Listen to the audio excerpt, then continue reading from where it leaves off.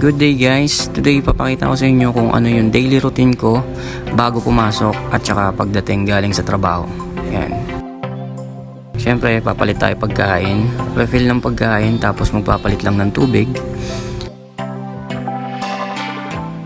Pagkain po natin mix, bird seeds, sunflower, tapos para sa mga breeder yung successor.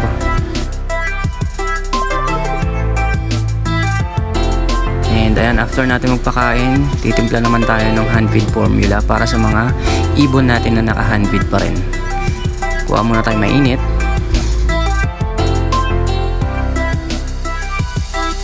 And after nyan, lagyan natin ng vitamins. Ang gamit ko rito ay Vitamin Pro. Ayan, konting-konti lang. Then yung formula natin. Yung formula natin, ako lang din ang gumagawa niyan para mas tipid. Gamit ko lang dyan yung Chick Booster, tapos lalagyan ko lang ng Cerelac, mixed fruit, and soya.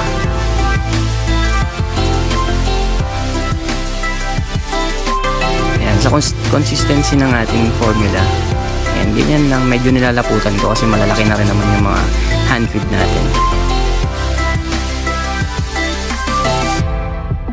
And after nyan, hawakan natin. Kailangan hindi mainit, hindi malamig. Yan, maligamgam lang. Then, start na tayo ng pakain natin.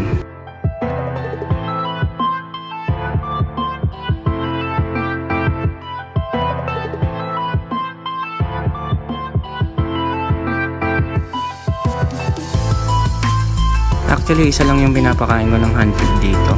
Damihan ko lang yung timpla kasi pinapasobrahan ko para dun sa sa mga seed eater natin na ibon. Kumakain pa rin kasi sila ng hand feed natin.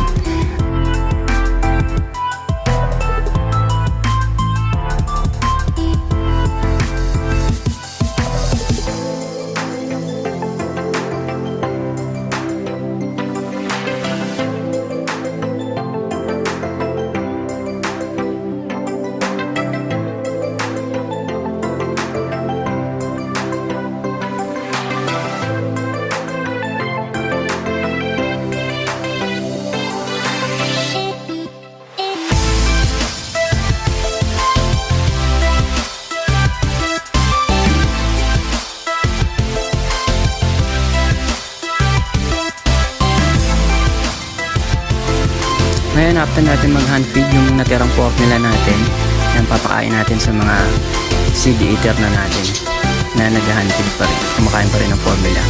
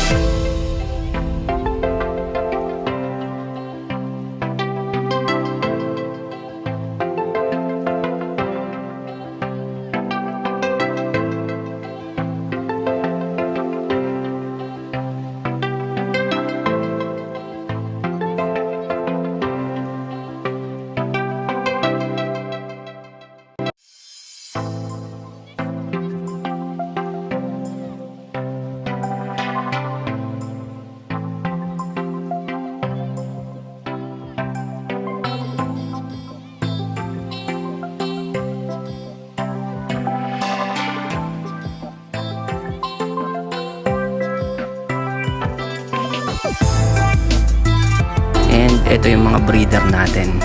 Kumakain pa rin sila ng formula hanggang ngayon. Ito, meron to sila 3 itlog na to.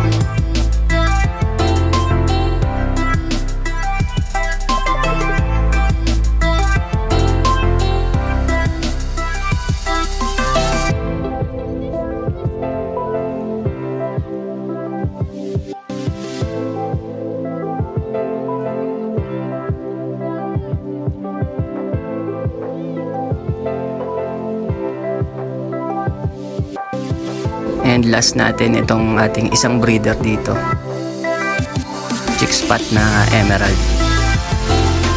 Meron to dalawa na napisa nito, 4 itlog niya, 2 na yung pisa.